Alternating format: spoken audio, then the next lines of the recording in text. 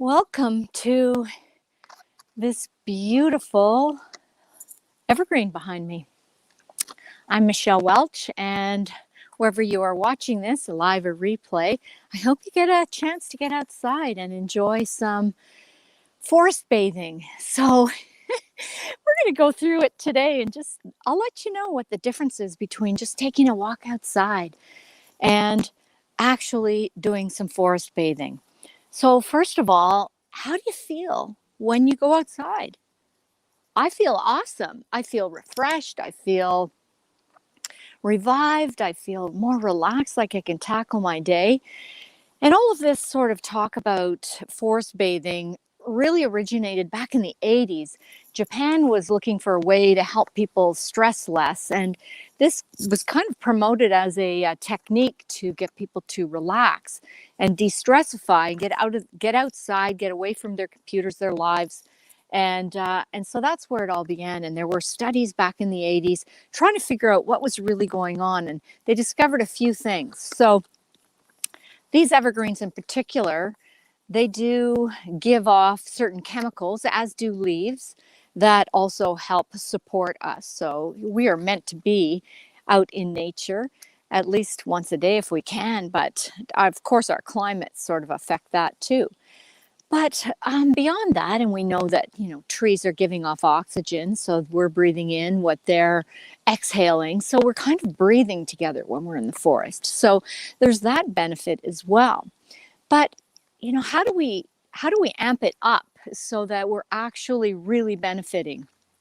So a couple of things that I'd like to just sort of outline for you that really will make your walk a little more dialed in the woods is, first of all, get in amongst the trees.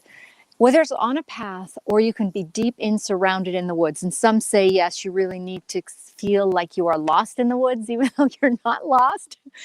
That feeling of being surrounded is really fabulous. Getting away from as many human-made, man-made structures as possible. But even if you can just sit under a tree, whether it's deciduous or a conifer or whatever, but just get near them. That's first of all, the location. And secondly, when you're walking in the woods, walking in nature, walk slowly, not beetling along and thinking about all the things you're going to do, because you'll see why in a second. The next step to this is in slowing down, it heightens our senses. And when our senses are heightened, we become more mindful. And that language in the studies that I was reading isn't really, the word mindful isn't used back in the studies of forest bathing back in the 80s. But essentially, whenever we're tapping into our senses, we are becoming more present and more aware, more dialed in. And so you want to use your senses, and yes, taste too. You could taste the air. Your nose can pick up the smell. Especially, I love the smell of pine needles when they're warm on the ground. That smell really just instantly takes me into a very calm, just kind of an awestruck space. And you'll have things that you'll tap into as well that resonate with you. So working with all of your senses while you're walking, and while you're walking slowly. And we're so used to being productive and trying to get somewhere quickly, and always have a destination. Well, where you're at is your destination. So just try it. The other thing, I've got my list here of things I didn't want to forget to mention. Oh, we've got the place. We've got the speed, which is slowly walking. And then and you can stop as well. Just a little aside there, you can take a book and you could read, or you could be inspired to write, or just sit down. You don't have to be moving, but when you are there, it's slower. Especially if you find a spot, a favorite place in the woods that you like to go to, go back to that place and see what comes up for you when you get there. And this sounds a little woo-woo, but it's actually been studied. And then finally, the clincher, I think, is spending time there. A 5-minute walk, really, yeah, okay, it might reset just to get you away from doing whatever or worrying about whatever was on your mind, but really 20 minutes would be the minimum, I would say, for forest bathing, for walking in the forest. And if you're doing, that's just informal. If you can do 2 hours, great. 4 hours, awesome. The longer you can do, the more your reset will stay with you. And, you know, if you go to, I think, well, with COVID, I don't know what's changed, but probably these aren't running, but there were formal forest bathing groups.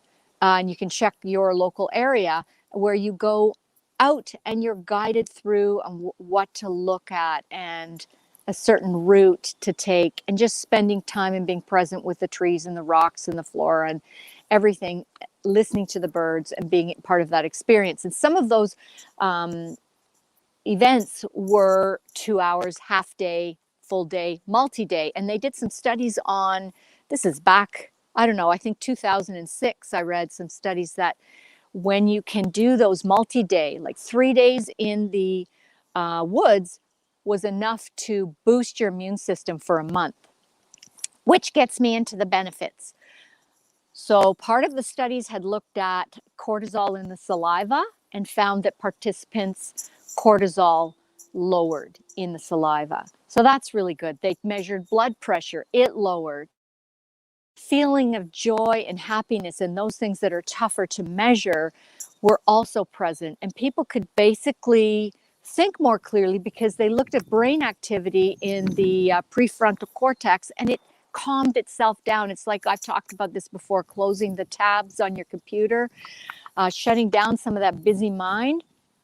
That happens. And when you do that, you actually do think more clearly, and you can be more focused and more targeted and more creative, I find, when I can shut down the busy, busy mind.